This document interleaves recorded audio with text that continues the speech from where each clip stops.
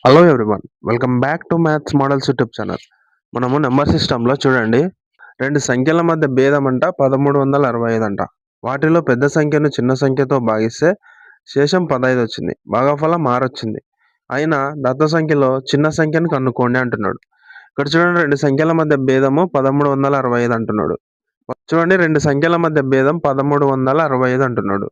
అంటే చూడండి, 2 సంఖ్యలు x1 చిన్న సంఖ్య అనేది x అనుకుందాము. పెద్ద సంఖ్య వాటి మధ్య భేదం 1365 అన్నప్పుడు పెద్ద సంఖ్య ఏమవుతుంది? x + 1365 అవుతుంది. ఇదొక సంఖ్య, చిన్న సంఖ్య, పెద్ద సంఖ్య. ఇప్పుడు నెక్స్ట్ ఏమన్నాడు? వీటిలో పెద్ద సంఖ్యను చిన్న సంఖ్యతో భాగిస్తే ఇది స్టెప్ 1. స్టెప్ 2 ఏంటంటే, వీటిలో పెద్ద సంఖ్యను చిన్న సంఖ్యతో భాగిస్తే పెద్ద సంఖ్య x + 1365ని ఏంతోన భాగిస్తున్నాడు? x + 1365ని x తోన భాగిస్తే ఏమంటున్నాడు? భాగఫలము 6 వచ్చిందంట. శేషం ఎంత వచ్చింది? 15 వచ్చింది.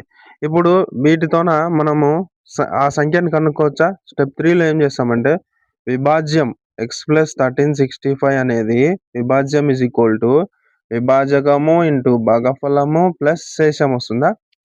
విభాజకము ఇంటూ భాగఫలము ప్లస్ శేషం అనే ఫార్ములా మీద ఇక్కడ చూడండి, x + 1365 = 6x ప్లస్ ఈ xని అక్కడ తీసుకొని పోయి 15ని ఇక్కడ తీసుకురండి.